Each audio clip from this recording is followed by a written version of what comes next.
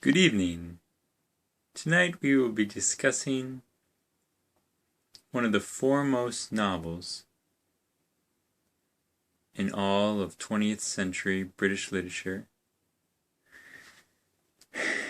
and that novel is entitled Ulysses by James Joyce. Now, as you can see, as I can see, there are a fair amount of videos by novice and experts alike on this tome by James Joyce. It is his seminal novel, written in 1920 to 1922. And it talks about a few main characters, that being Stephen Daedalus, who you can read about not in Dubliners, which is a story more about his earlier work, but rather in his earlier novel entitled A Portrait of the Artist as a Young Man by James Joyce. Now, an earlier version of this can be found in such novels as Stephen Hero, and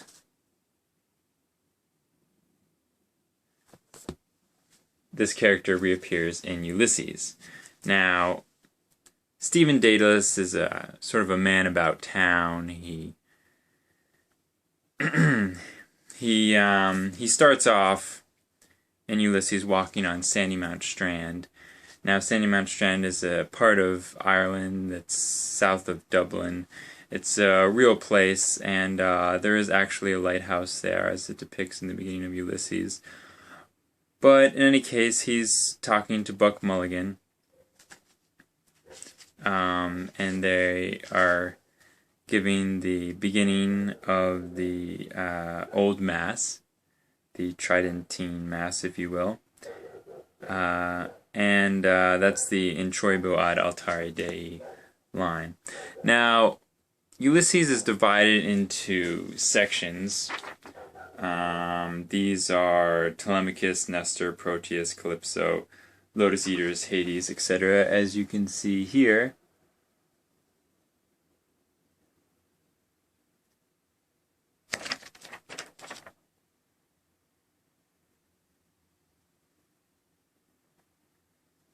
And these are chapters such as you may find in such books as Homer's The Odyssey. Now, James Joyce, in his book Ulysses, tried and attempted to organize his novel around this concept of the episodes, such as you find in Homer's Odyssey. His epic poem, and attempted to create one day in the life of another one of the characters in the novel, named Leopold Bloom.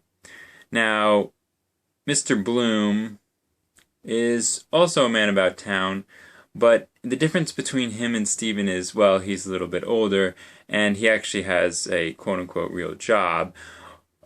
Stephen is teaching part-time. He's sort of a student of sorts.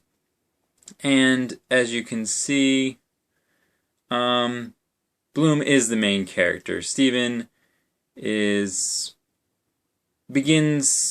Ulysses. He's a character in Ulysses. He's rather, you might say Stephen Daedalus is a character in a book he thinks he's Hamlet in a play called Hamlet, but he's actually a character Stephen in a book called Ulysses. Now, in Ulysses,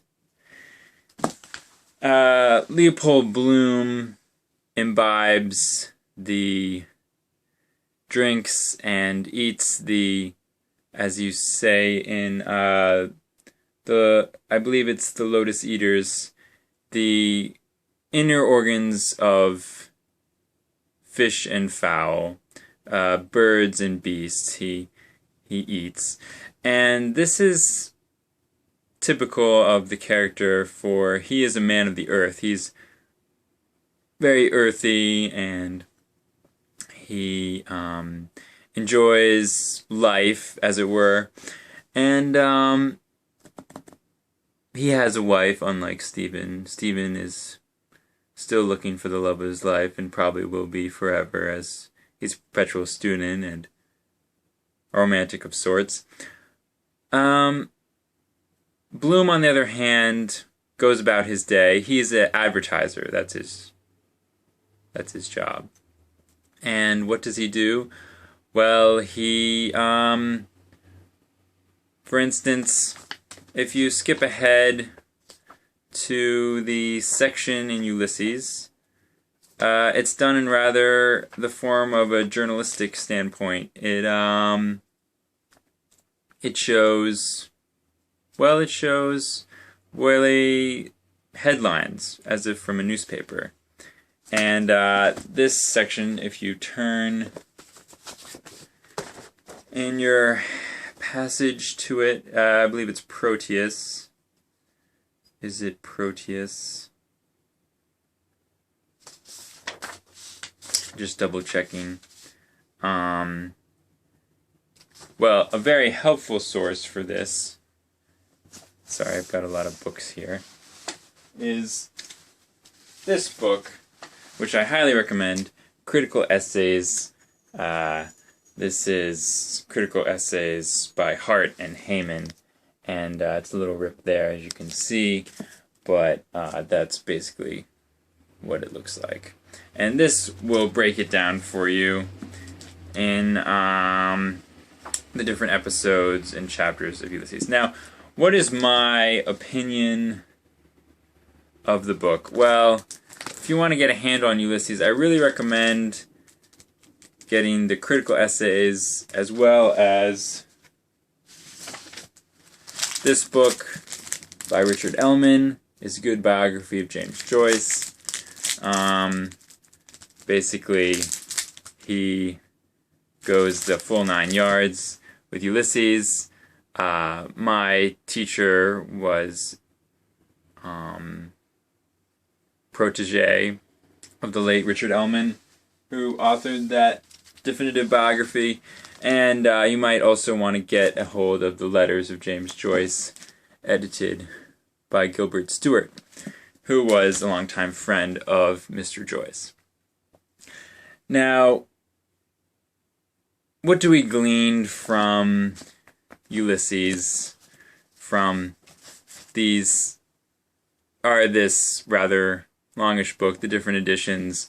I have the 1922 text, which is the one that's printed, that was edited by my teacher. I highly recommend that. The printing is a little small, but despite that, it has a lot of good notes that will help you to understand the work. And the 1961 is not the definitive. Really, you should either go with the Bodley Head with nice illustrations, or you should really go ahead and get the one that I don't have here with me right now that I was looking for earlier, but it is a really good edition of Ulysses, the Everest of all of, basically all of English literature, British literature. And overall, I find that Ulysses is a very good read. It is difficult, for instance, in sections where he goes through basically all the different styles of English literature heretofore, and will endeavor to employ those in his chapter. I'm blanking on the name of that specific episode in Ulysses. However, it's in fact is not Wandering Rocks, but is Oxen of the Sun, I believe, if not Nausicaa. In any case, Circe is a play, and it's a really seminal novel, like I said earlier. It's a great read if you can just sort of get a bearing on it, and I highly recommend it.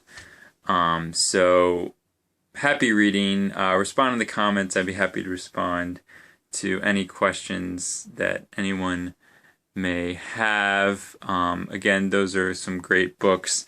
If you are further interested, I highly recommend tackling this little book, Finnegan's Wake, and here for further understanding of James Joyce's works, you can purchase one of these, James Joyce A to Z. As you can see, I have a fair amount of his books. If you are interested, I've only gotten through, the first 75 pages of Finnegan's Wake. Samuel Beckett, who I also greatly admire, wrote an examination upon his malefaction actually, the correct title is Our Examination Round His Factification for Incamination of Work in Progress. Work in Progress is another name for Finnegan's Wake. So, get a copy of both Ulysses, Finnegan's Wake, tackle these great books of English literature, because why should you read them? Well, not because I said so, but because they are great books. Thank you.